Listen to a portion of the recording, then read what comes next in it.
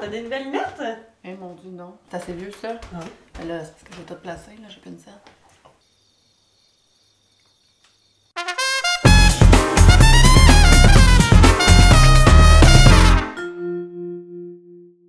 Vous autres, êtes-vous plus REER ou CELI? Inquiétez-vous pas, c'est pas une question piège aussi importante que de savoir si vous êtes crémeuse ou traditionnelle. Non, reparle-nous pas avec cette histoire-là. Voyons, c'est la réponse? Ben oui.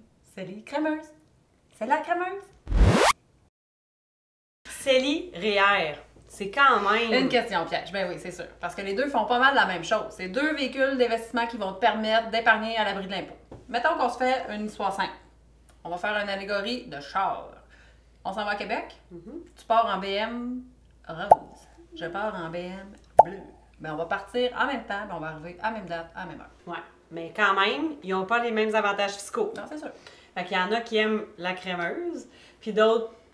En tout cas, c'est pas bien grave. Fait qu'aujourd'hui, ils n'ont pas les mêmes avantages sur les impôts. Fait que c'est comme si je parle de tes voitures, ben t'en as une à essence, puis d'autres électriques. OK, parfait. Fait que là, qu'est-ce qu'on fait? On prend un REER ou un CELI? Mais là, c'est facile, là. Ça te tente-tu, toi, de charger ton char? C'est à 132 à moins 1000?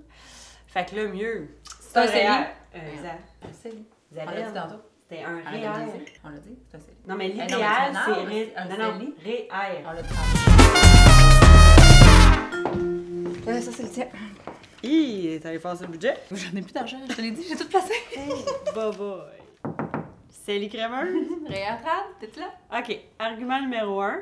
Un REER, t'as une réduction d'impôt. Ce OK. que t'as pas avec un CELI. Non, c'est un report d'impôt. Dans un REER, tu reportes l'impôt. Ce que tu reçois aujourd'hui, tu vas le payer plus tard, mais que tu le décaisses. Dans un CELI, ça coûte rien. Tu n'auras Non. jamais d'impôt à payer. Ouais. Mais ton CELI, là, tu peux juste mettre 5 500 $ dedans par année. Oui, ben oui. Mais en date d'aujourd'hui, si tu n'as jamais cotisé à un CELI, tu as 57 500 $ de disponible.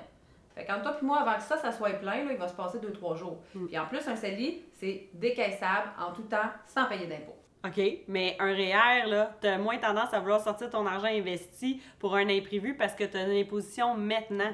Fait que c'est la meilleure stratégie pour te protéger de toi-même et surtout pour tes investissements à long terme. OK, si tu as une compagnie, par exemple, c'est peut-être pas ta meilleure option, un REER. OK, mais un REER, tu peux l'utiliser pour un retour aux études si jamais ta compagnie ne marche pas.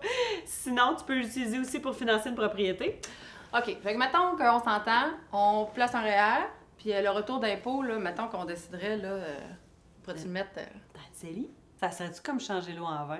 Ben non, ça c'est dans la Bible. Mais par contre, on va faire des pièces. Puis avec les pièces, ben on achèterait du vin. Dans le fond, là, un REER et un CELI, là, c'est pas des compétiteurs, c'est des alliés. Mais est-ce que ça veut dire de prendre les deux, ça? Ça dépend. Et que tu dois être mêlé chez vous à la maison, hein? C'est encore plus compliqué que toutes nos histoires de salade de tantôt, ça. Ouais, mais l'important, là, c'est mêlez-vous de vos affaires. Peu importe c'est quoi ton portrait financier ou ton plan de retraite, le mieux, c'est de trouver un spécialiste avec qui parler de ça. Alors, qu'est-ce que c'est ça? Mais là, je te l'ai dit, on n'a plus de budget, c'est du jus de pêche. Oh,